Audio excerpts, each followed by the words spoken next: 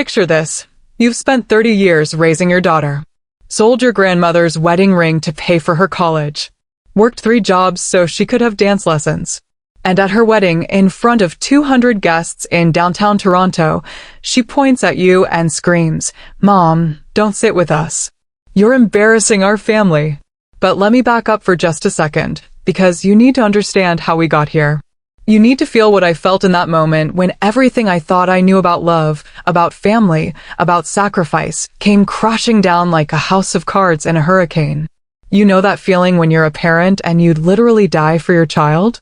When you'd give up your last breath, your last dollar, your last hope just to see them smile. That was me. For 3 decades, that was my entire world. My daughter wasn't just my child, she was my purpose, my reason for getting up every morning, my proof that love could conquer anything. I remember when she was 7 years old, standing in our tiny kitchen in Vancouver, flour in her hair from trying to make pancakes by herself. She looked up at me with those bright eyes and said, "Mommy, when I get married, will you help me plan everything?" And I promised her, I swore on everything holy, that I would be there for every single moment of her special day. Fast forward 21 years. There I am, standing in the most beautiful reception hall you've ever seen. Crystal chandeliers hanging from 30-foot ceilings. White roses everywhere, her favorite flower since she was 12. A string quartet playing classical music so perfect it could make angels weep. 200 of Toronto's finest, all dressed to the nines, celebrating what should have been the happiest day of both our lives. I'm wearing the dress she picked out for me. Navy blue with tiny silver beads that catch the light just right. Cost me 2 months' rent, but she said it made me look elegant. I've got my hair done professionally for the first time in 5 years. My nails are perfect. I'm holding the bridal bouquet she specifically asked me to arrange. White roses mixed with baby's breath, tied with the same ribbon from her christening gown. I'm walking toward the family table, my heart practically bursting with pride. This is it. This is the moment I've been working toward my entire adult life. My baby girl is married to a wonderful man. She's happy. She's secure. I can finally breathe. And that's when she sees me approaching. That's when my daughter, the little girl I rocked to sleep every night, the teenager I drove to every dance recital, the young woman I supported through every heartbreak, looks at me like I'm a stranger who just crashed her party. Those exact words. "Mom, don't sit with us. You're embarrassing our family." At the altar. While I'm holding the flowers she asked me to arrange. While wearing the dress she approved. The entire reception hall went silent. Even the string quartet stopped playing. Can you imagine? Can you actually picture that moment? 200 people, her new in-laws, their business partners, politicians, socialites, the photographer, the videographer capturing every second for posterity, all turning to stare at you like you're some kind of circus freak who wandered into the wrong tent. The silence was deafening. You know that kind of silence where you can hear your own heartbeat pounding in your ears? Where the air feels so thick you can barely breathe. Where time seems to stop and stretch out forever like some kind of cruel joke. I'm standing there, bouquet still in my hands, and I can feel every single pair of eyes in that room burning into me. Some people are whispering behind their hands. Others are pulling out their phones, probably thinking this is about to go viral on social media. The bride's mother having a public breakdown at her daughter's wedding. But here's the thing that really gets me. Here's what makes this whole nightmare even worse. In that moment, when she screamed at me to stay away, I saw something in her eyes that I'd never seen before. It wasn't embarrassment. It wasn't even anger. It was calculated. It was planned. This wasn't some spur-of-the-moment emotional outburst. This was deliberate. This was orchestrated. This was my own daughter, the person I'd sacrificed everything for, executing some kind of sick plan to humiliate me in front of everyone who mattered in her new life. And the worst part? The absolute worst part? For about 30 seconds, I actually believed her. I actually stood there thinking, maybe I am embarrassing. Maybe I don't belong here. Maybe I really should just disappear and let her have her perfect day without her imperfect mother ruining everything. That's what 30 years of unconditional love gets you sometimes. Even when someone you die for is stabbing you in the heart, you still blame yourself for bleeding. But then something clicked. Something deep inside me, some part of my soul that had been sleeping for years, suddenly woke up and said, "No, this is wrong. This is not how love works. This is not how family treats family." Stay with me through this entire story, because what I discovered about why she did this will make your blood boil. We're talking about a level of manipulation and betrayal so twisted, so calculated, so absolutely evil that it'll change how you look at every family relationship for the rest of your life. And comment below which city you're watching from, because this could happen in your town tomorrow. These people, these predators who destroy families for sport, they're everywhere. If you've ever been publicly humiliated by someone you loved, if you've ever felt that knife twist of betrayal from the person you'd trust with your life, if you've ever wondered how far people will go to get what they want, you need to subscribe right now. Don't let this happen to you unprepared. Because I'm about to show you exactly how they do it, step by step, and how to spot it before it destroys everything you've built. This isn't just my story. This could be your story. And after today, you'll never look at family gatherings the same way again. But before I tell you how I got my revenge, and trust me, it was sweeter than anything you could imagine, you need to understand who I am. You need to know what I gave up, what I sacrificed, what I built from nothing, so you can fully grasp just how evil what they did to me really was. My name is Cordelia, and for 28 years, I raised my daughter Evangeline as a single mother in Vancouver. Not by choice, mind you. Her father disappeared when she was 2 years old, left me a note, and his wedding ring on the kitchen counter, like he was checking out of some cheap motel. The note was 3 sentences long. "I can't do this anymore. You're better at this parent thing than me. Take care of our girl. Take care of our girl." Like she was some houseplant he was leaving behind. So there I was, 24 years old, with a toddler who kept asking where daddy went, a mortgage I could barely afford, and about $67 in my checking account. You know what I did? I became everything. Mom, dad, provider, cheerleader, disciplinarian, best friend, worst enemy when she was being a teenager, homework helper, driving instructor, dating advisor, everything a growing girl could possibly need. And let me tell you something about being a single parent that nobody warns you about. It's not just about doing twice the work. It's about being twice as good at everything because you know people are watching, waiting for you to fail, ready to whisper about how that poor child would be better off with a real family. So you don't just succeed, you excel. You don't just provide, you sacrifice everything to make sure your child never feels like they're missing out on anything. I worked 3 jobs for most of Evangeline's childhood. Night shift nurse at Vancouver General Hospital, 12 hours of dealing with people at their absolute worst, cleaning up messes that would make your stomach turn, holding the hands of dying strangers while my own daughter was asleep at home. Weekend house cleaner for rich families in West Vancouver, scrubbing toilets and folding laundry for people who made more in a month than I made in a year. And in whatever spare time I had left, I sold handmade jewelry online. Spent my lunch breaks at the hospital stringing beads and wrapping wire, my fingers bleeding from the tiny cuts, just to make an extra $100 here and there. You want to know what sacrifice looks like? It looks like eating cereal for dinner every single night for 6 months so your daughter can have steak. It looks like wearing the same 3 outfits to work for 2 years so she can have new clothes for school. It looks like telling her you're not hungry when she asks why you're not eating, when really you're saving that food for her lunch tomorrow. But here's the thing, and this is what makes the betrayal so much worse. Evangeline never went without. Never. Piano lessons from age 5 to 18. Horseback riding every Saturday morning at the most expensive stable in the city because she fell in love with horses after reading some book. Private tutoring in math and science because she was struggling, and I'd be damned if my daughter wasn't going to college because of something I could fix with money and determination. She went to McGill University completely debt-free. You know how I made that happen? I took out loans against our house. Our house, the only thing we owned, the only security we had. I literally bet our entire future on her education. And she graduated summa cum laude with a degree in business administration and a minor in French literature. I remember the day she graduated, watching her walk across that stage in Montreal, thinking, we did it. We actually did it. Against all odds, Against everyone who said a single mother couldn't raise a successful daughter, we proved them all wrong. That's when she met Quentin. Final year of university, some fancy mixer for business students and young entrepreneurs.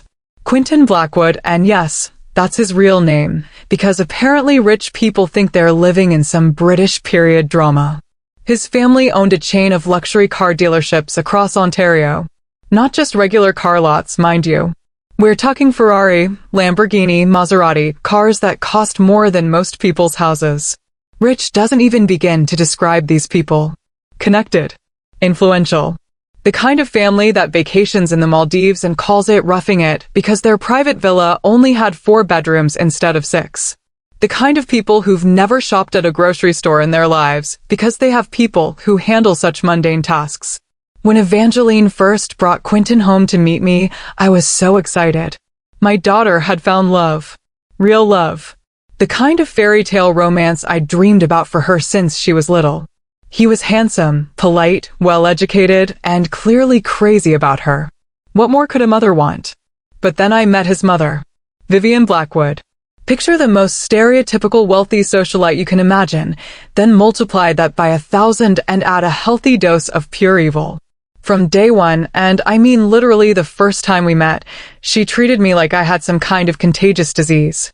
"Oh, Cordelia," she said, looking around my little 2-bedroom apartment like she was touring a crime scene.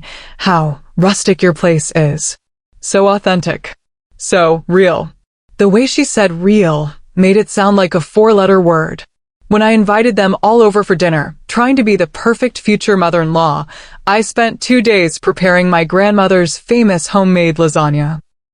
The recipe had been passed down through 4 generations of women in my family. I made fresh pasta from scratch, spent $40 I didn't have on the best ingredients I could find, set the table with my good china that I'd been saving for special occasions.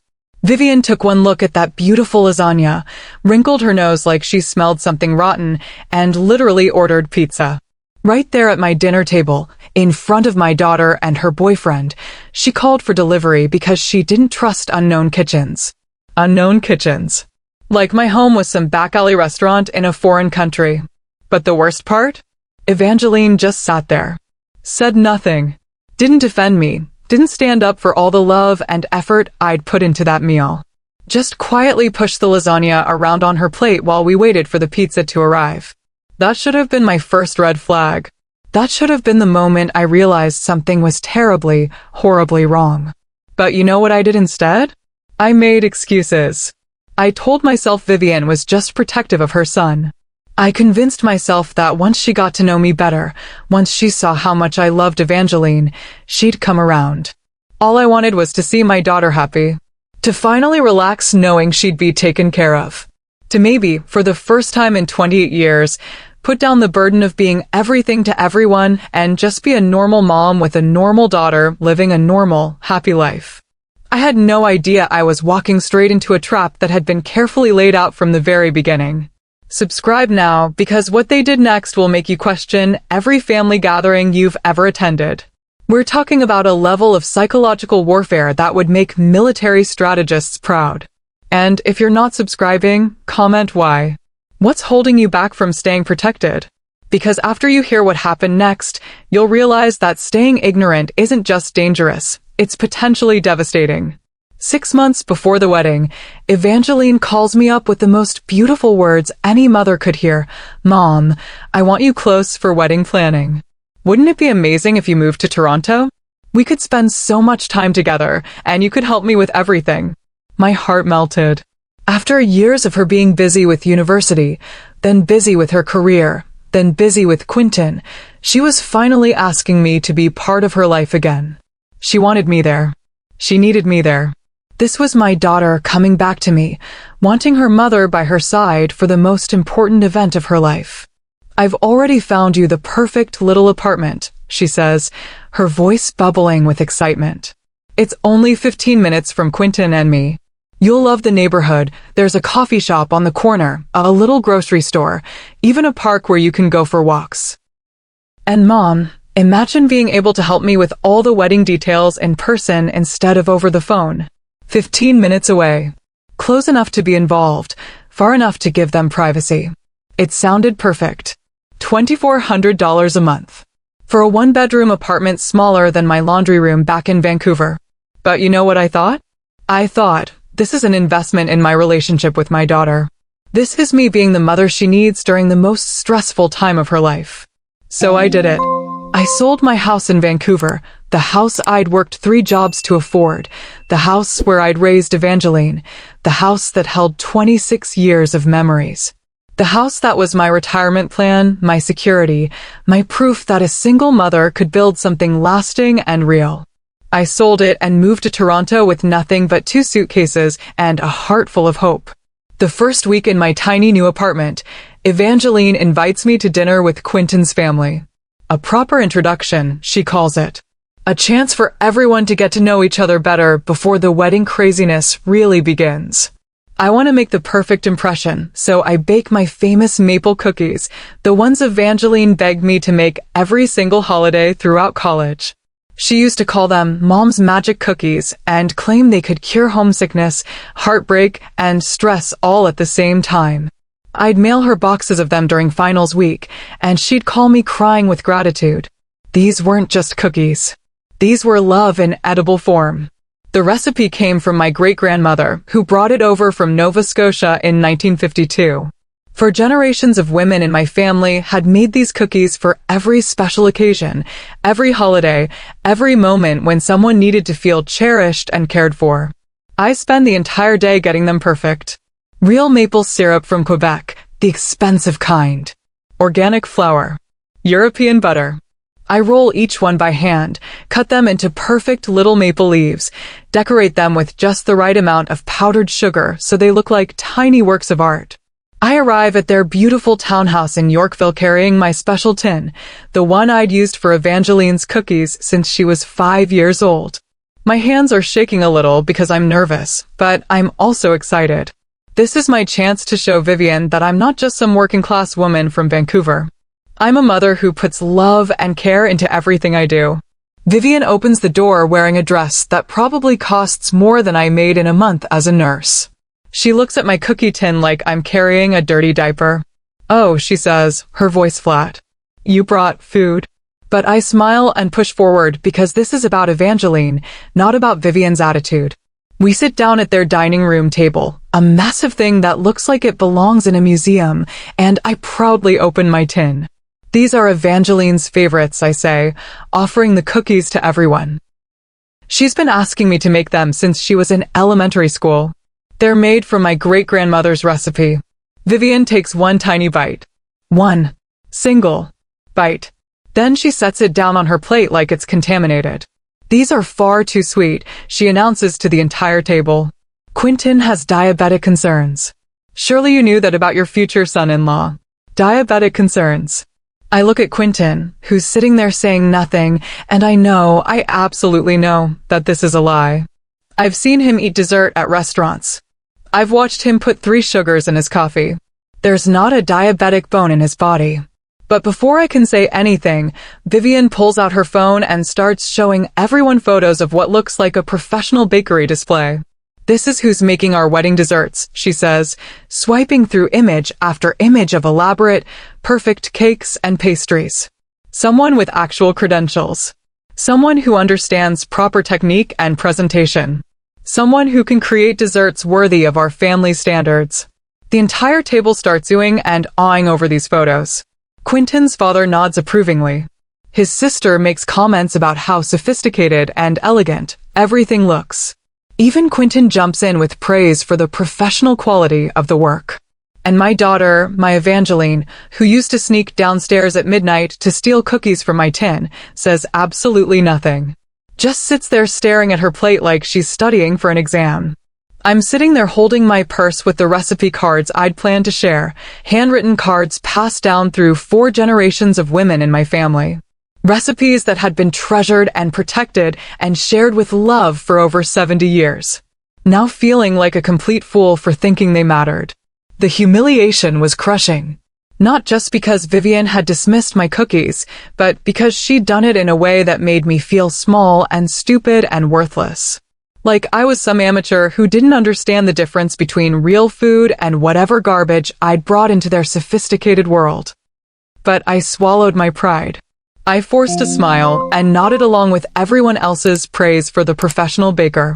I made polite conversation about wedding plans and pretended that my heart wasn't breaking into 1,000 pieces. For Evangeline. Always for Evangeline. That night, back in my overpriced shoebox apartment, I called my sister Patricia in Calgary. I needed to hear a familiar voice, someone who remembered who I was before I became the embarrassing mother-in-law. Pat, I said, trying not to cry, I think I made a huge mistake moving here. I told her about the cookies, about Vivian's cruelty, about how Evangeline just sat there and let it happen. And Patricia, who's always been the wise one in our family, said something that stuck with me like a splinter under my skin. Cordelia, when someone shows you who they are, believe them. The first time. Looking back now, that dinner was just the beginning. The opening shot in a war I didn't even know I was fighting. If someone had disrespected your family recipes in front of strangers, recipes that represented 4 generations of love and tradition, what would you have done? Would you have swallowed your pride like I did, or would you have fought back right then and there? Hit subscribe before the next betrayal leaves you speechless. Trust me, you'll need the full story to protect yourself, because what happens next makes that cookie incident look like a gentle warm-up for the real destruction they had planned. 2 months before the wedding, I'm sitting in my tiny Toronto apartment trying to stretch my grocery budget when my phone rings. It's Evangeline, and she's crying the kind of desperate, heart-wrenching sobs that make every mother's instincts kick into overdrive. Mom, she says between gasps, I don't know what to do. The venue just called, and they want another $15,000 deposit. Right now. Today. Or we lose everything. $15,000. Just like that. No warning, no explanation. But sweetheart, I say, trying to stay calm, didn't you already pay the venue deposit months ago? There were complications, she says, and I can hear her voice getting shaky again. Something about upgraded packages and premium service fees. Mom, Quentin's family is already paying for so much, the flowers, the photographer, the music, his groomsmen suits. I can't ask them to cover this too. They'll think I'm taking advantage. Taking advantage. My daughter is worried about taking advantage of people who spend more on wine in a month than most people make in a year. What about your savings, honey? The money from your job? It's all tied up in the down payment for our house. We can't touch it without penalties. She's crying harder now. Mom, what if we have to cancel? What if I can't have the wedding I've been dreaming of my whole life because we can't come up with $15,000? And there it is. The trap perfectly laid. My daughter, the most important person in my world, sobbing because she might lose her dream wedding over money. Money that I have. Money that I've been saving for my retirement, for my old age, for the day when I can't work 3 jobs anymore. Don't cry, sweetheart, I hear myself saying. We'll figure this out. Let me make some calls. I liquidated my retirement savings. Every single penny. The money I'd been putting away for 28 years through overtime shifts at the hospital, through selling jewelry online until my fingers bled, through eating cereal for dinner so I could save $10 here and $20 there. $43,000. Gone in one phone call to my financial advisor. But you know what I told myself? I told myself this was an investment in my daughter's happiness. That her joy was worth more than my security. That a good mother sacrifices for her children, no matter what. I should have seen the pattern starting to emerge, but when you're in the middle of it, when you're being manipulated by people who've perfected this game over years of practice, you don't see the forest for the trees. Suddenly, I wasn't invited to the dress shopping. It's just immediate family, Mom, Evangeline explains when I ask about it. Quentin's mom wants to keep it small and intimate. You understand, right? Immediate family. But when I accidentally see the photos on her Instagram later, there's Quentin's cousin Sarah, the one I met once at a Christmas party. There's his Aunt Margaret, who lives in Calgary and barely knows Evangeline. There's even Vivian's sister from Montreal, holding champagne and laughing in front of the bridal boutique window. Even the family dog gets more inclusion than me. I'm not joking. There's a photo of some ridiculous little poodle wearing a flower crown with the caption, "Princess Bella approves of the dress choice." But not me. Not the woman who dreamed about this moment since the day Evangeline was born. Not the mother who used to play dress up with her when she was 4 years old, wrapping her in bed sheets and telling her she'd be the most beautiful bride in the world someday. Then the wedding invitation arrives. I'm expecting something beautiful, something that acknowledges the relationship between mother and daughter. Instead, I get an envelope addressed to Mrs. C. Hammond and guest. Mrs. C. Hammond. Not Evangeline's mother. Not Cordelia Hammond. Not even my full name. Like I'm some random +1 to my own daughter's wedding. Like I'm an afterthought, a courtesy invitation they had to send to avoid looking completely heartless. The worst part? There's no and guest line for anyone else. Every other invitation I see, because Evangeline shows me photos of them, says things like Mr. and Mrs. Blackwood, or the Peterson family, or Dr. and Mrs. Chin. Just me. The only person reduced to an initial and an anonymous guest. That's when I started paying attention. Really paying attention. Why did Evangeline always check her phone before answering my calls? I'd call, it would ring 4 or 5 times, then she'd pick up with this forced cheerfulness that sounded like she was reading from a script. Why did she suddenly hate all our old traditions? The woman who used to call me her best friend and wanted to spend every holiday cooking together now scheduled 15-minute coffee meetings with me like I was a business appointment she was trying to get through quickly. When did my daughter start looking at her watch every time we talked? When did she start finding excuses to leave early from every single interaction we had? 3 weeks before the wedding, Evangeline asks me to help her organize some things in her apartment. Wedding gifts that need to be sorted, thank you cards that need to be written, last-minute details that need attention. I'm happy to help. Grateful, actually, for any chance to feel useful, to feel wanted, to feel like I'm actually part of this wedding instead of some unwelcome observer watching from the sidelines. I'm sitting at her kitchen table, addressing thank you card envelopes, when she steps out to take a phone call. Her laptop is open next to me, and a WhatsApp web notification pops up on the screen. I shouldn't have looked. I know I shouldn't have looked. But the group chat name catches my eye. Wedding planning, no drama. No drama. What kind of wedding planning group needs to specify no drama in the title? The members list is right there. Evangeline, Quintin, Vivian, and Quintin's sister Rebecca. Everyone who matters in the wedding planning process. Everyone except me. And the most recent message, sent just 20 minutes earlier, is from Vivian. Has anyone figured out how to keep C from embarrassing us at the reception? She literally wore Walmart shoes to the rehearsal dinner venue tour. My heart stops. C, that's me. C for Cordelia. They don't even use my name in their secret conversations about how to handle me. But what comes next makes my blood freeze in my veins. My daughter, my baby girl who I raised alone for 28 years, who I sacrificed everything for, who I moved across the country to be close to, typed back, working on it. Maybe we seat her in the back with the vendors. With the vendors.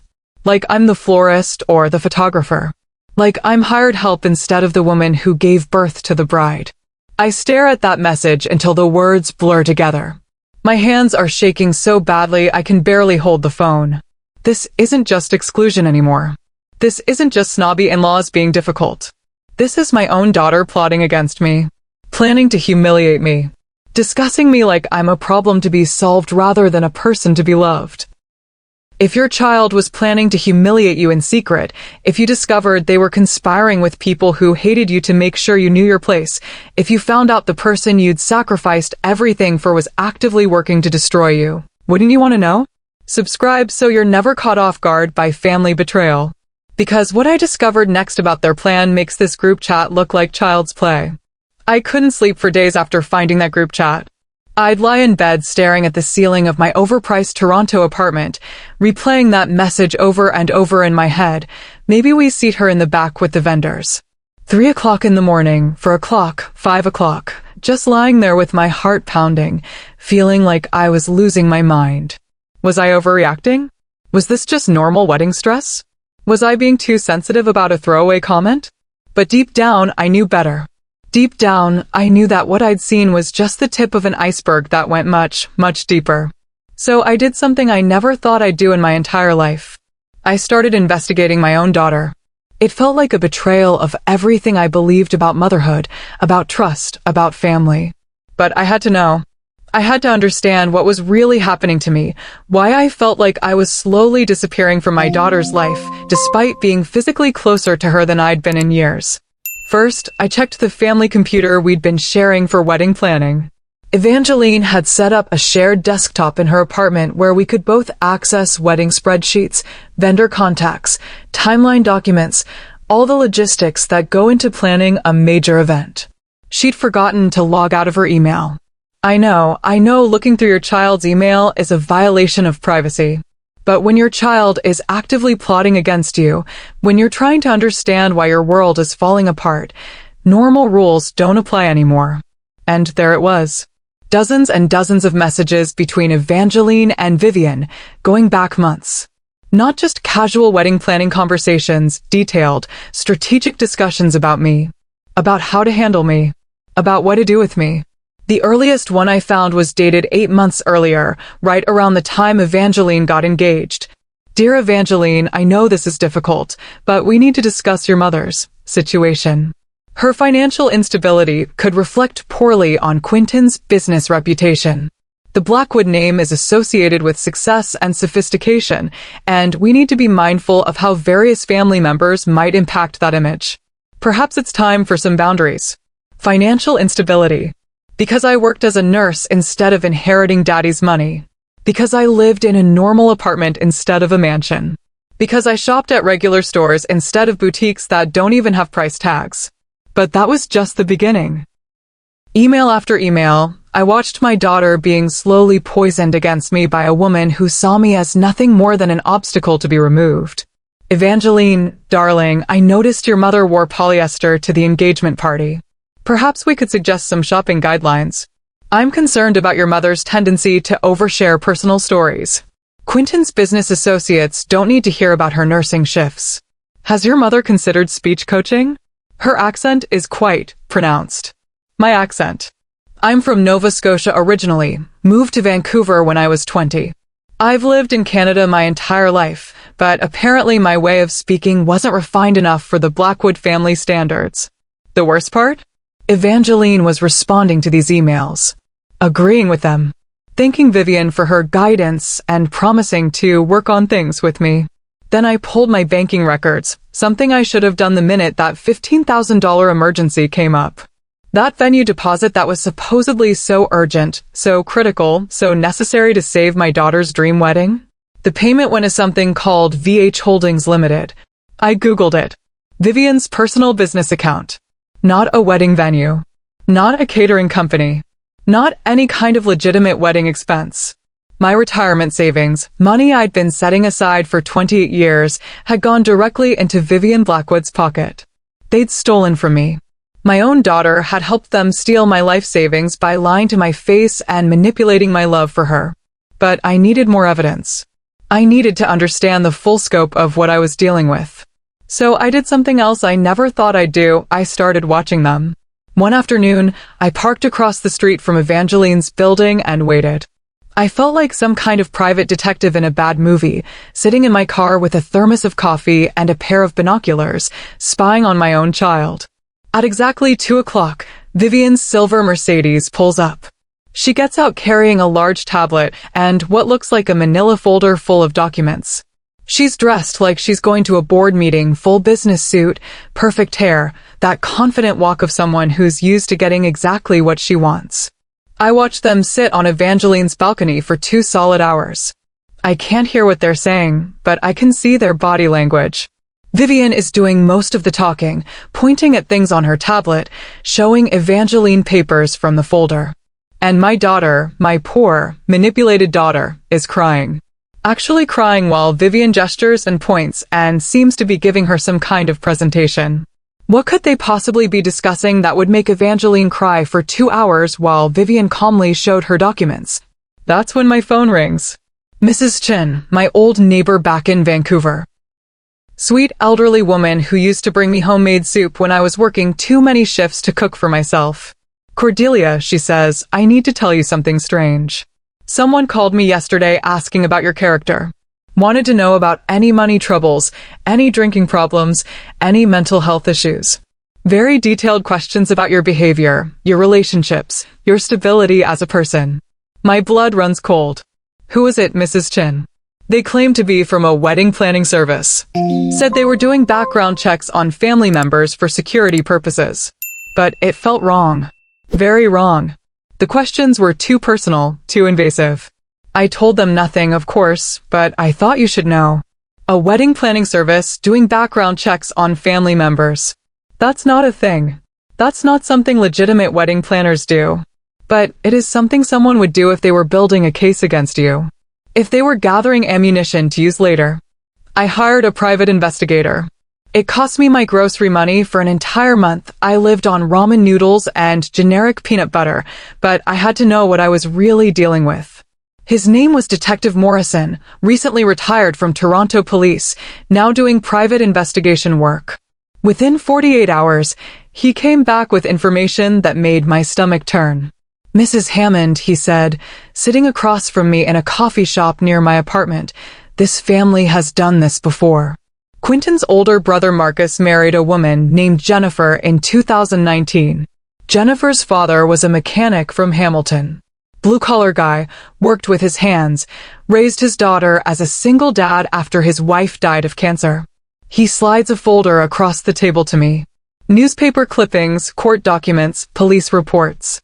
They systematically isolated him from the wedding planning, made him feel unwelcome at family events, convinced his daughter that he was embarrassing her new family.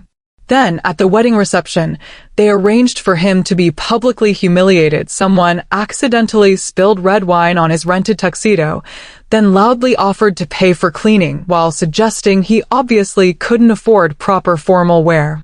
I'm staring at these documents, reading about a man whose story sounds exactly like mine, except his happened 3 years ago. What happened to him? Total estrangement. Jennifer cut off all contact with her father 6 months after the wedding.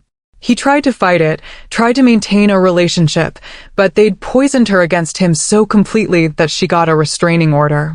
Claimed he was harassing her when he tried to call or visit. This kind of manipulation is happening right now in families across America. Wealthy, connected people who see working-class family members as problems to be solved rather than people to be loved. Subscribe to stay ahead of these toxic patterns, because ignoring them won't make them disappear. And trust me, what I discovered next about their methods will absolutely terrify you. Detective Morrison wasn't done. He looked at me across that coffee shop table with the expression of someone who'd seen too much darkness in his career, and said words that still give me nightmares. Mrs. Hammond, this goes much deeper than one family. Much deeper than your daughter's wedding. Vivian Blackwood doesn't just destroy individual relationships, she runs a whole system. A system. Like this was a business. Like destroying families was her actual job. What do you mean, a system? He pulls out another folder, thicker than the first one, stuffed with documents and photographs and what looks like an organizational chart. Vivian identifies wealthy families whose children marry what she considers beneath their status. Working-class parents, single mothers, people without the right connections or the right background or the right bank account. Then she systematically erases them from their children's lives. He spreads the documents across our small table like he's laying out evidence for a murder trial. It's not random. It's not personal. It's a calculated business model designed to protect family reputation and maintain social standards. Those are her exact words from a marketing brochure I found. A marketing brochure for destroying families. She advertises these services to other wealthy families. Family reputation management, she calls it. Discreet solutions for maintaining appropriate social connections. She literally gets paid to eliminate people like you from people like your daughter. I stare at the brochure he hands me. Glossy, professional, with photos of elegant families at country clubs and charity galas. The tagline reads, "Preserving excellence across generations." How many families has she done this to? That I can prove? At least 7 in the past 5 years. Court records show 3 separate lawsuits against VH Holdings Limited, all from parents of daughters-in-law or sons-in-law who were financially manipulated, socially isolated, then cut off completely after the wedding.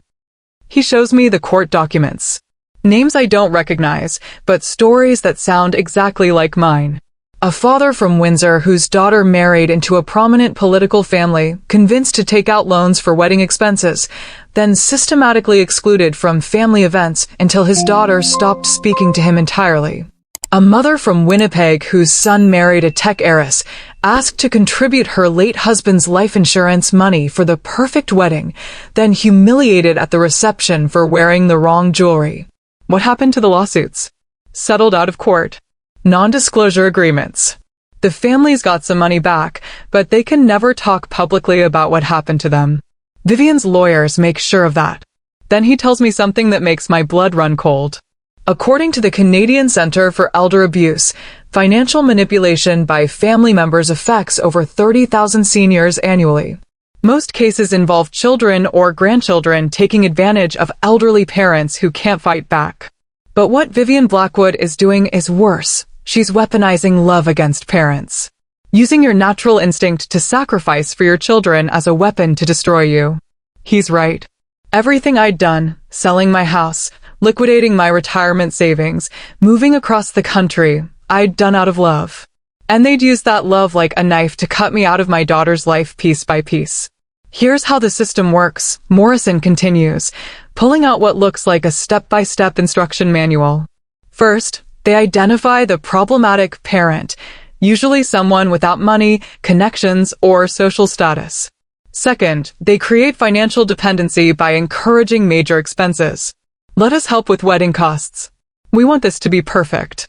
Third, they document every penny as loans that can be called in later if the parent causes problems. Fourth, they manufacture embarrassing situations to justify cutting contact. I'm looking at this manual, this actual written plan for psychological warfare, and I can see my entire experience laid out like a recipe. Every humiliation, every exclusion, every moment of confusion and pain I'd experienced over the past year had been carefully orchestrated according to this blueprint. But here's the part that's going to hurt the most, Morrison says, his voice getting gentler. Your daughter isn't just a victim in this. She's a participant. He slides another set of documents across the table. Bank statements. Not mine, Evangeline's. Monthly transfers from VH Holdings to her personal account. $2,000 every month, starting the day she got engaged. She's been getting paid to help them destroy your relationship. $2,000 a month. For 8 months. $16,000 total, more than my entire retirement savings that I'd given up for her fake wedding emergency. My own daughter had been paid to betray me. I sat in my tiny Toronto apartment that night, surrounded by bank statements and legal documents and photographs of other destroyed families, facing an impossible choice. Stay silent and watch my daughter marry into a family of predators who literally made money from destroying parent-child relationships, or speak up and lose her forever. But I couldn't stop thinking about those other parents. The father from Windsor. The mother from Winnipeg. All the families who'd been torn apart by this sick system, who'd signed non-disclosure agreements and disappeared into silence, never able to warn others about what was happening.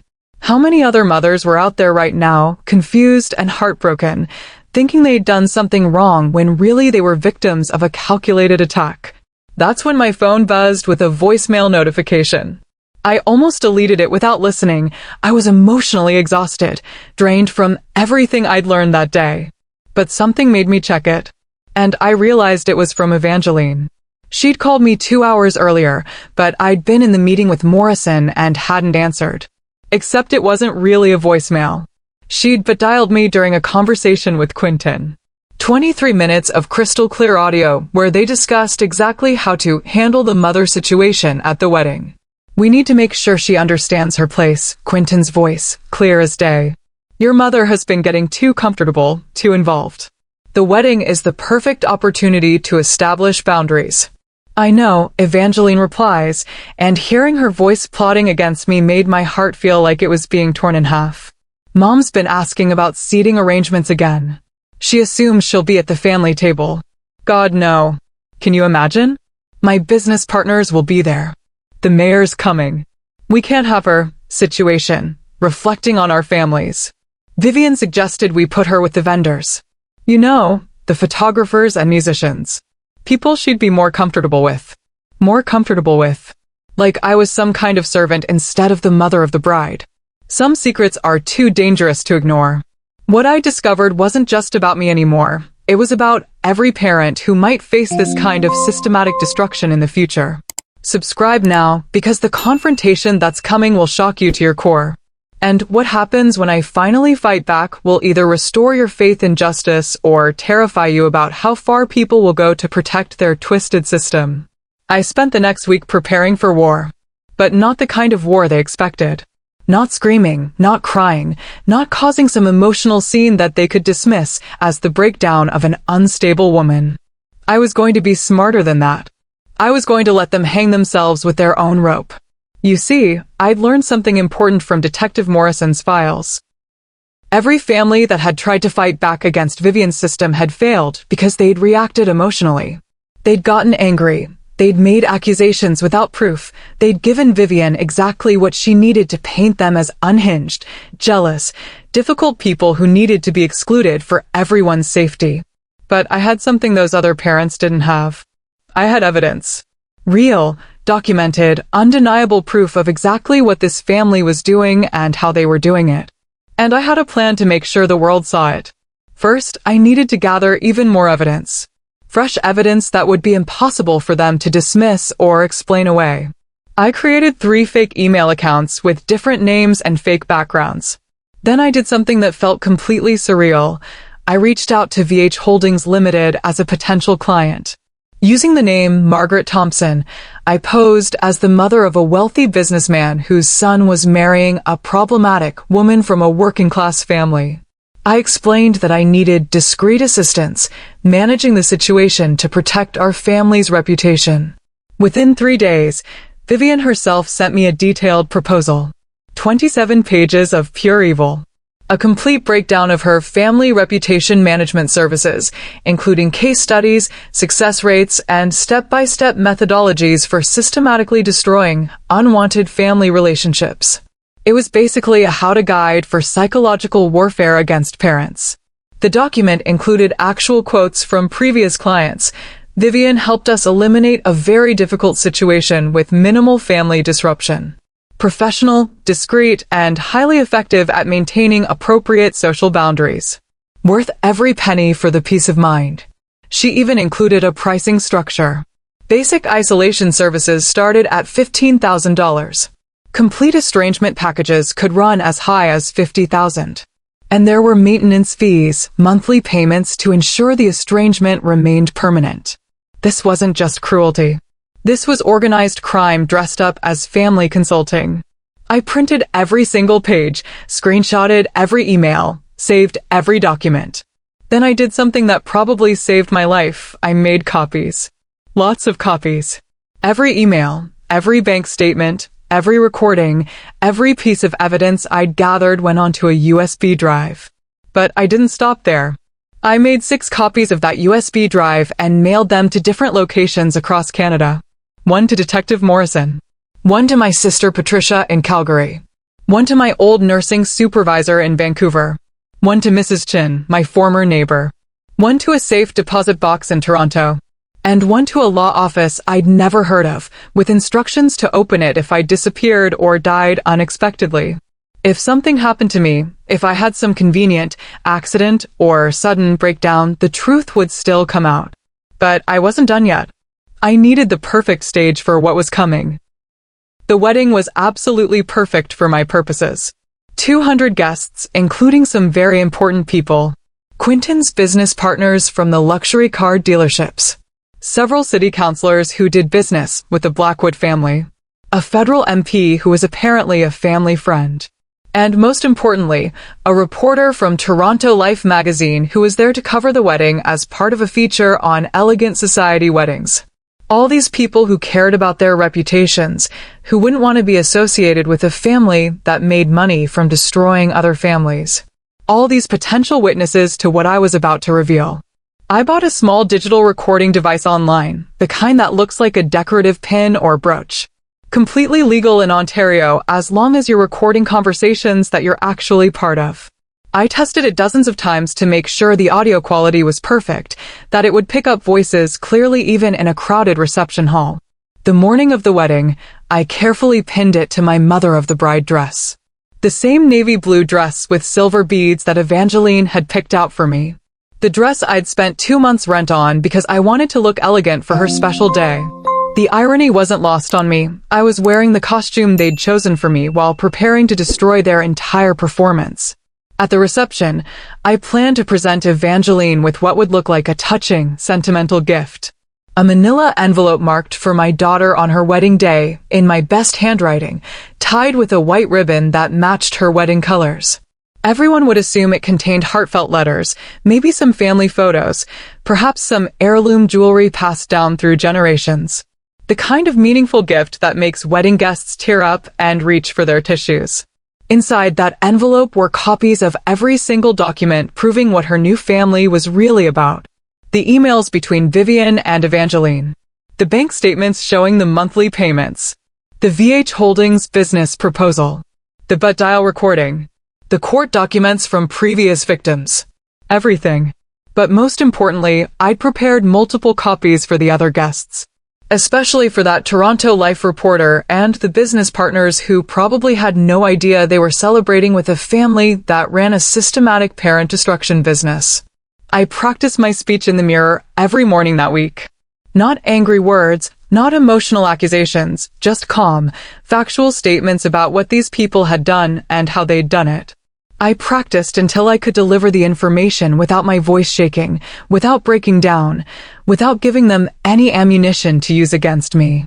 The morning of the wedding, I stood in my tiny apartment bathroom, looking at myself in the mirror. The woman staring back at me wasn't the same person who'd moved to Toronto 8 months earlier, desperate to be close to her daughter. That woman had been naive, trusting, willing to sacrifice everything for love. This woman was different. Stronger. Smarter. Armed with truth and evidence and an unshakable determination to protect other families from experiencing what I'd been through. After 28 years of putting Evangeline first, of sacrificing my own needs and dreams and security for her happiness, I was finally putting truth first. Justice first. The protection of other innocent parents first. What's coming next will either restore your faith in justice or absolutely terrify you about the lengths people will go to protect their twisted systems of control. Hit subscribe right now. You won't want to miss a single detail of this confrontation, because what happens when I finally reveal the truth will change how you think about family manipulation forever. The wedding ceremony was absolutely beautiful. Picture perfect, actually. Evangeline looked stunning in her $15,000 dress, the one I'd unknowingly paid for through my fake venue deposit that went straight into Vivian's pocket. The church was filled with white roses and baby's breath, exactly like she'd dreamed of since she was little. The string quartet played classical music that could make angels weep. I sat in the third row, not the front row where the mother of the bride should sit, but close enough to watch my daughter promise to forsake all others for a man whose family specializes in making people disappear from their children's lives. During the entire ceremony, I kept my hand on that manila envelope in my purse. For my daughter on her wedding day, written in my best handwriting. Everything was going according to their plan. Everything was perfect for them. But everything was also perfect for me. After the ceremony, we moved to the reception at the Fairmont Royal York, the same hotel where I'd been humiliated during that rehearsal dinner venue tour, where Vivian had made comments about my Walmart shoes in their secret group chat. 200 of Toronto's finest, all dressed in their expensive best, mingling with champagne glasses and conversations about business deals and charity galas. The reporter from Toronto Life was already taking photos and interviewing guests about the elegant society wedding. I waited. Watched. Let them all get comfortable. The family table was at the front of the room, elevated slightly on a small platform so everyone could see the bride and groom and their most important relatives. Quentin's parents, his sister and brother-in-law, some influential aunts and uncles. And one empty chair, supposedly mine, though I knew from the WhatsApp messages that they were planning to move me to the back with the vendors. At exactly 7:30, right when the reception was in full swing, I made my move. I approached the family table carrying that manila envelope, walking slowly and deliberately so that people would notice. My hidden recording device was capturing every sound, every word, every reaction. "Evangeline," I said, smiling sweetly at my daughter, "I have something special for you." That's when it happened. The moment I'd been preparing for all week. Evangeline looked up from her conversation with Quentin's business partner, and her face immediately changed. Not to happiness at seeing her mother with a wedding gift, but to panic. Actual panic, like I was some kind of threat that needed to be neutralized immediately. "Mom, don't sit with us," she screamed, and I mean screamed, loud enough for everyone in that massive reception hall to hear. "You're embarrassing our family." The entire room went silent. 200 people, all turning to stare at this bride who was publicly rejecting her own mother at her wedding reception. The string quartet stopped playing mid-song. Waiters stopped serving. Even the photographer lowered his camera. Perfect. Absolutely perfect. I smiled, the calmest, most composed smile of my entire life, and said loud enough for everyone to hear, "You're absolutely right, sweetheart. I am embarrassing. Let me fix that right now." I opened the manila envelope and pulled out the first document. "Let's start with this email from your future mother-in-law to you, dated 8 months ago." I began reading in a clear, steady voice. "Dear Evangeline, I know this is difficult, but we need to discuss your mother's situation. Her financial instability could reflect poorly on Quentin's business reputation." I'm reading this while standing directly next to their $40,000 ice sculpture, a massive thing carved to look like two swans intertwining. $40,000 for a piece of ice that would melt in 4 hours, while they talked about my financial instability. The irony was not lost on the guests. "And here," I continued, pulling out the next document, "is the invoice for that $15,000 venue deposit emergency that required me to liquidate my retirement savings." Funny thing though, the payment didn't go to any wedding venue. It went to VH Holdings Limited, which is owned by... I looked directly at Vivian, Mrs. Blackwood herself. Vivian's face went completely white. Quentin started stammering something about misunderstandings and accounting errors. But I wasn't done. "Here's the proposal that VH Holdings sent to potential clients, describing their family reputation management services. 27 pages detailing how to systematically destroy relationships between parents and children for money, including pricing structures, success rates, and testimonials from satisfied customers." The Toronto Life reporter pulled out her phone and started taking notes furiously. The city councillors were whispering to each other with shocked expressions. Quentin's business partners were looking at each other like they'd just discovered they were eating dinner with serial killers. But the real showstopper, the moment that destroyed everything they'd built, was when I pulled out my phone and connected it to the reception hall's sound system. And finally, I announced, "Here's a recording of Evangeline and Quentin discussing exactly how to handle the mother situation at this wedding." Quentin's voice filled the entire reception hall, crystal clear and impossible to deny. "Once we're married, we'll have legal grounds to claim your mother is mentally unstable if she causes problems." Then Evangeline's voice, "I know Mom's been asking about seating arrangements again. She assumes she'll be at the family table. God, no. Can you imagine? My business partners will be there. The mayor's coming.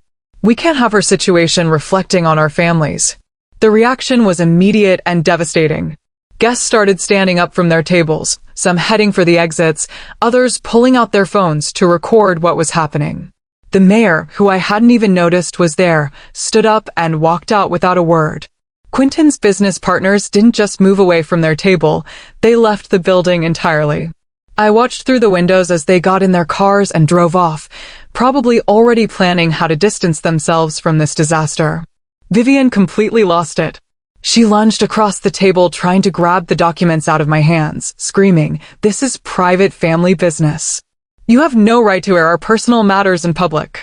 But one of the guests, a distinguished older gentleman I'd noticed earlier, stood up and said in a voice that commanded instant attention, "Ma'am, fraud is public business. Financial elder abuse is a criminal matter, not a family disagreement." Turns out he was Judge Harrison Mackenzie, recently retired from the Ontario Superior Court of Justice. And he was absolutely furious at what he'd just witnessed. The Toronto Life reporter was now openly interviewing other guests about their reactions. Hotel security approached our table, but not to remove me like Vivian was demanding. Someone, probably Judge Mackenzie, had called the police about potential financial crimes being discussed at a public event. 2 officers arrived within 15 minutes and asked to see all the documents I'd shared. I handed them copies of everything while Vivian frantically called her lawyer and Quentin tried to convince people that this was all some kind of misunderstanding. But you can't misunderstand a 23-minute recording of you plotting against someone's mother. This is exactly why you need to subscribe to Stories from Jovie. This isn't made-up drama or exaggerated nonsense. This is real life, real justice, real protection for families just like yours. Because what happened next will either make you cheer for the power of truth or absolutely terrify you about how evil people fight back when their systems are exposed. The moment those police officers started examining my documents, Vivian went into full damage control mode. And I mean full performance mode, the kind of acting that would make Hollywood directors weep with envy. She immediately called her lawyer, right there in the middle of the reception hall, speaking loud enough for everyone to hear. "David, I need you here immediately. This woman is clearly having a mental breakdown. She's disrupted our family wedding with false accusations and delusional conspiracy theories." Fake tears started streaming down her face. Dramatic hand gestures. The whole performance designed to make me look like some unhinged woman who'd snapped under pressure and was now attacking innocent people with fabricated evidence. "She's been obsessed with our family for months," Vivian continued, making sure the remaining guests could hear every word. "Making up stories, creating fake documents, trying to destroy our son's happiness because she can't accept that her daughter has moved on to a better life." It was brilliant, actually. If I'd been just another emotional parent without proof, if I'd made accusations based on hurt feelings and suspicions, her strategy would have worked perfectly.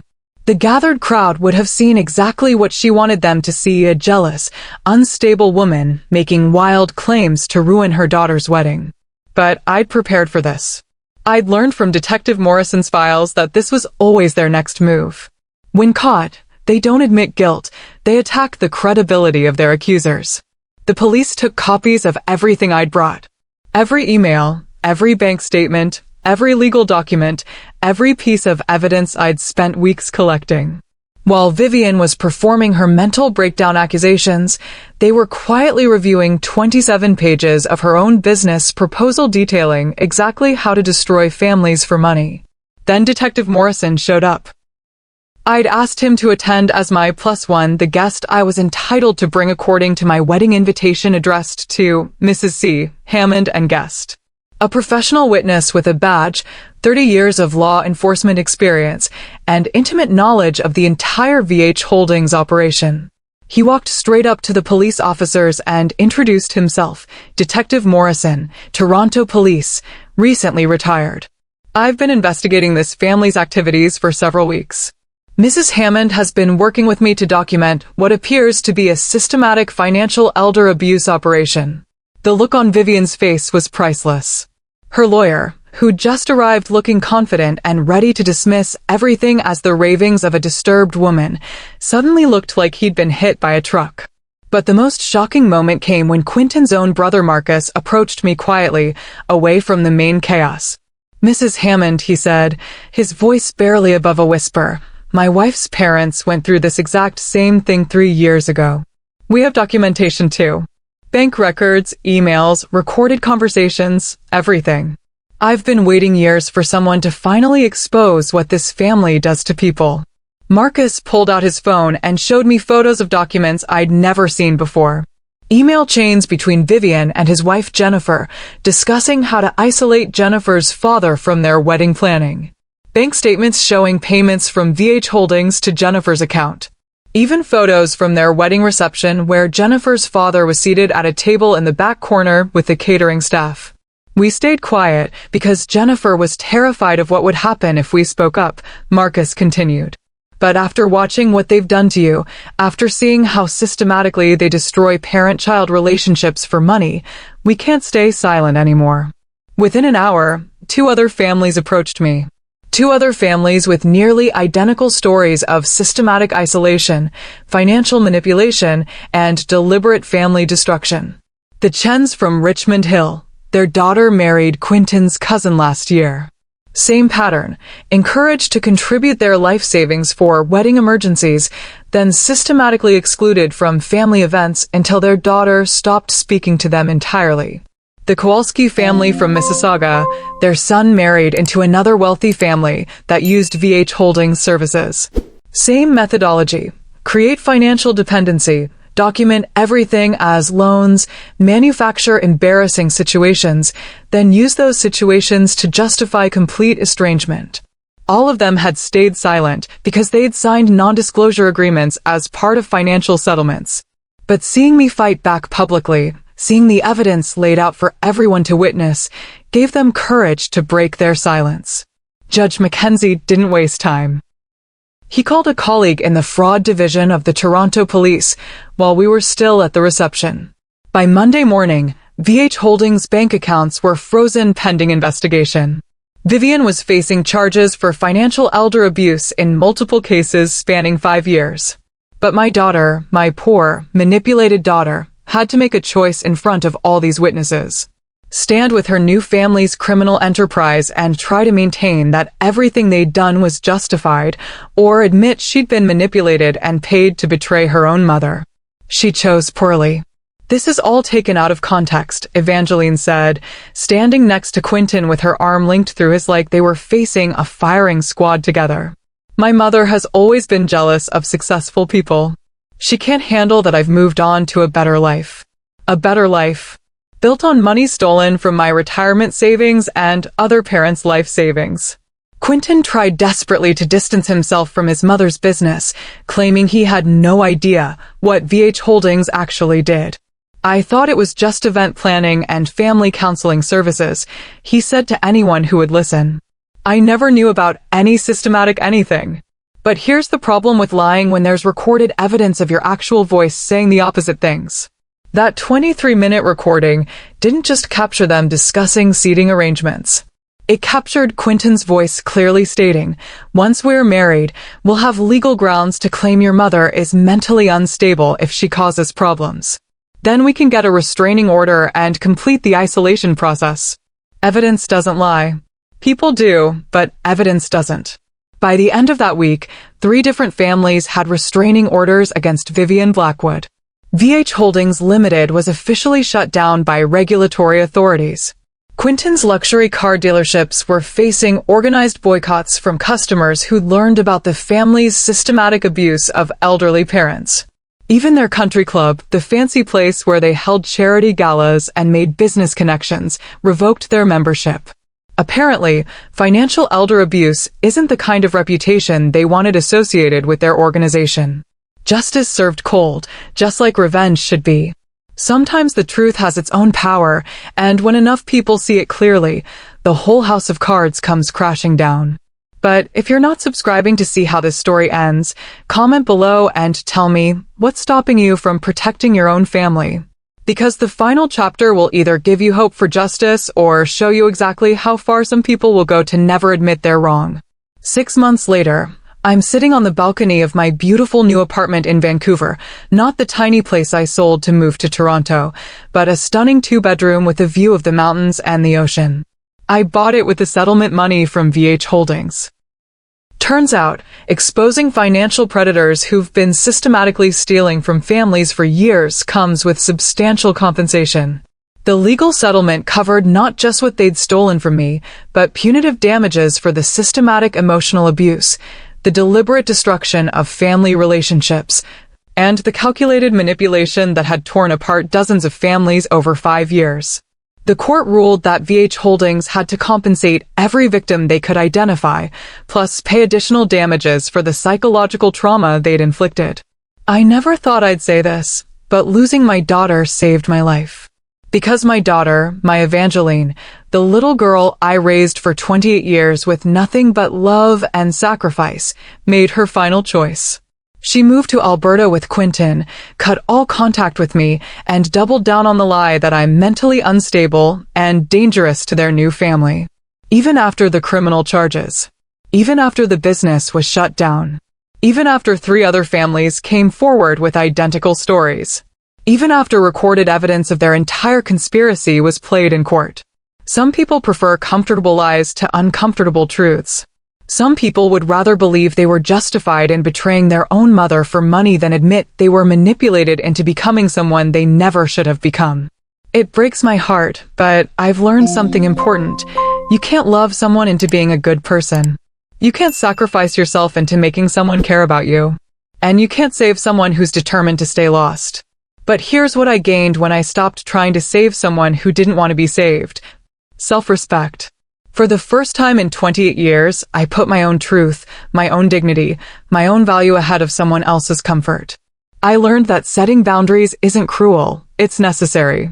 That protecting yourself from people who hurt you isn't selfish, it's survival. Financial security. The settlement money didn't just buy me a beautiful apartment. It bought me freedom from ever having to work 3 jobs again, freedom from choosing between groceries and rent, freedom from the kind of desperation that makes you vulnerable to predators who use your love against you.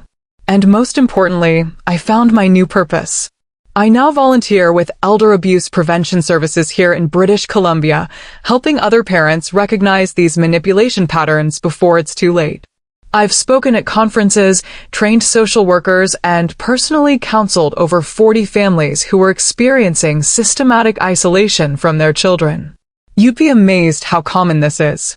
How many parents are sitting in their homes right now, confused and heartbroken, blaming themselves for their children's sudden coldness, never realizing they're victims of calculated psychological warfare designed to separate them from people they love.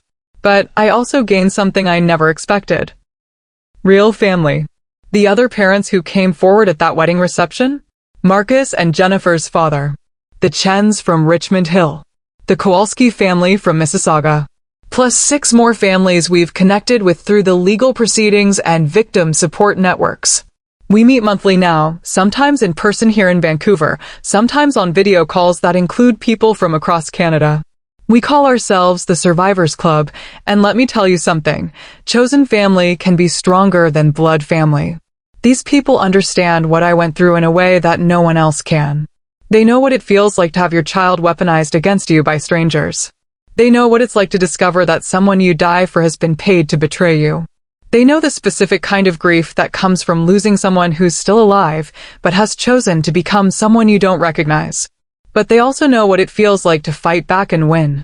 To expose the truth even when it costs you everything. To choose justice over comfort, courage over peace, protection of others over protection of yourself. Last month, we prevented another family from being destroyed by a similar operation in Calgary.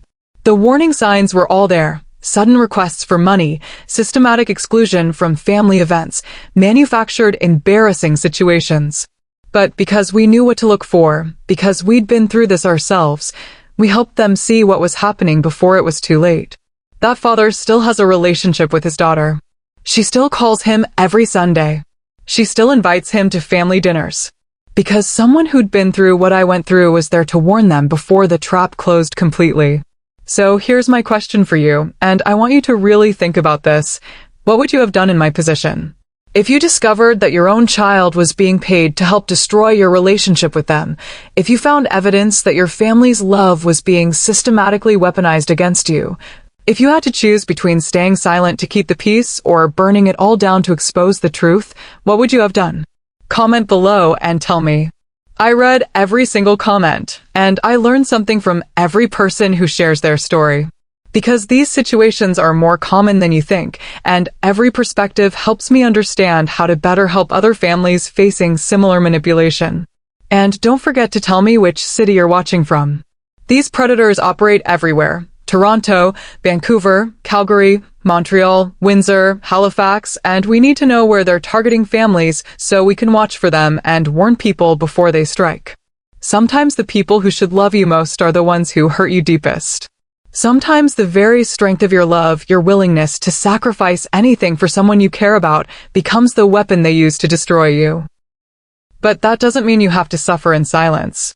That doesn't mean you have to accept abuse just because it comes from people you love. Truth has its own power, justice has its own strength, and courage has its own rewards. You just have to be brave enough to use them. If this story helped you recognize toxic patterns in your own life, if it gave you courage to set boundaries with people who are hurting you, if it showed you that fighting back against manipulation is possible even when it costs you everything, consider sending a super thanks. It keeps these real, documented stories coming to families who desperately need them.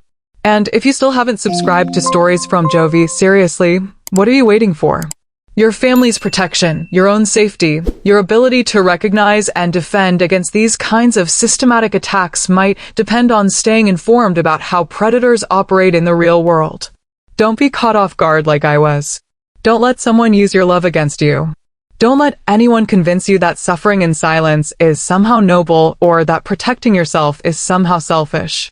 Subscribe now, because the next story might be about someone in your neighborhood, someone in your family, someone whose situation could teach you exactly what you need to know to protect the people you love, including yourself.